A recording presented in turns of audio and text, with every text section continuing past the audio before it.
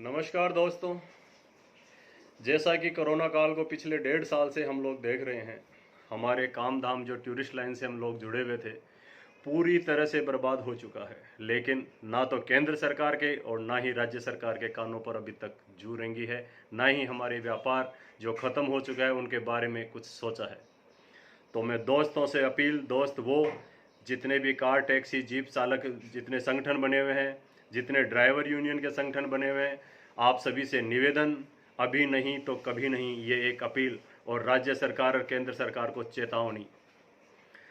सबसे पहले जब भी कोरोना जैसी नहीं, सरकारी गैर सरकारी कोई भी चुनावी आंदोलन वगैरह होते हैं, उसके अंदर कार टैक्सी जीप चालकों को या जितने भी कार टैक्सी हैं उनको आपातकालीन सेवा के अंदर लिया जाए। आपातकालीन सेवा के अंदर इसलिए कि जब भी airport, railway station, bus stand पर कोई भी सवारी या घर में कोई इमरजेंसी हो जाती है तो वो व्यक्ति कार लेकर ही अपने गांव, घर या हॉस्पिटल तक पहुंचेगा। इसलिए मेरा मानना है, राज्य सरकार से मैं मांग करता हूं कि इसे आपातकालीन सेवा के अंदर लिया जाए। दूसरा, अभी कोरोना जैसी महामारी के कारण से आम आदमी की स्थिति इतनी खराब हो चुकी है, लेकिन ना तो केंद्र ना राज्य सरकारें हमारे बारे में सोच रही है।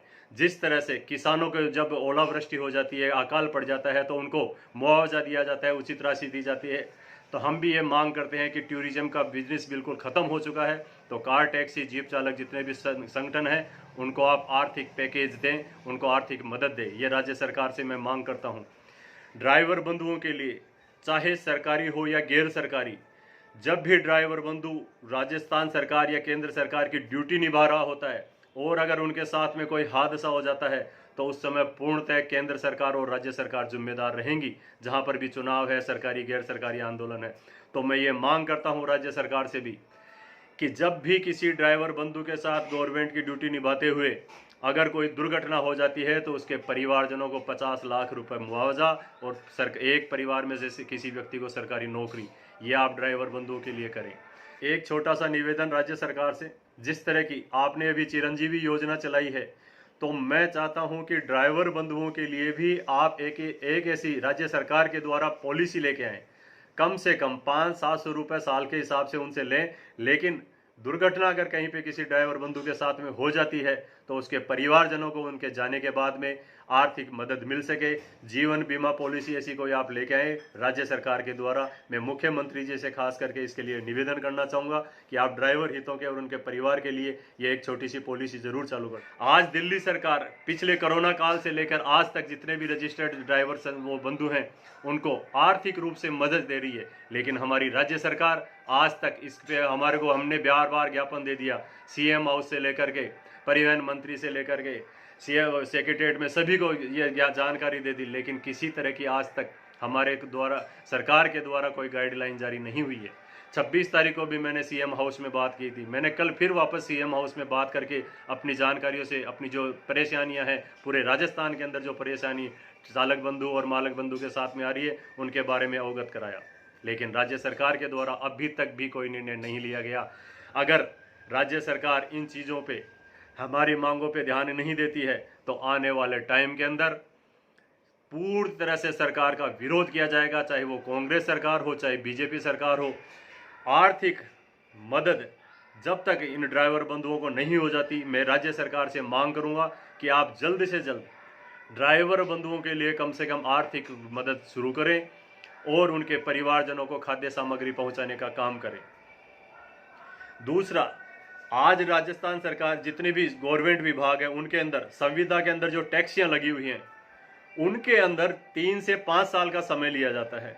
5 साल बाद में उन गाड़ियों को कंडम करके वापस उनको बाहर निकाल दिया जाता है। तो मैं राज्य सरकार से मांग करूंगा कि आप उन संविदा टैक्सी के अंदर जो भी वाहन लगे हैं उनको कम से कम 8 साल तक के लिए अनुबंधित करें।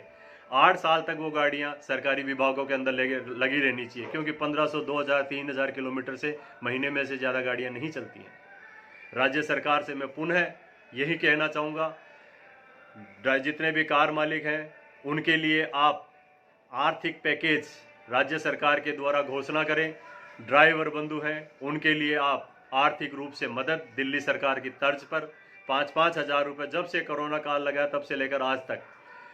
तीसरी, जब भी ड्राइवर बंधु सरकारी गैर सरकारी आयोजनों में जाता है और उसके साथ में कोई हादसा हो जाता है, आने वाले समय के अंदर उनके परिवारजनों को 50 लाख मुआवजा और सरकारी एक नौकरी उनके लिए मैं मांग करता हूं, क्योंकि आने वाले समय में मेरे को नहीं लगता कि आने वाले करीब 3-4 साल तक टूरिज्म का काम वापस चल पाएगा।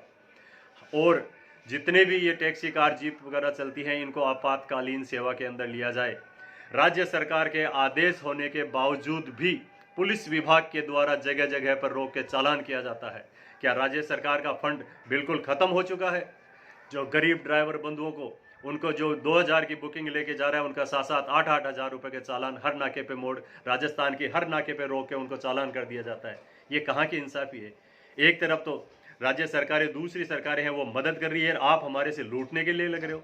मैं राज्य सरकार को निवेदन के साथ में चेतावनी भी कि आने वाले समय के अंदर जो चुनाव हो रहे हैं उनके अंदर हम भी अपनी ताकत दिखा देंगे।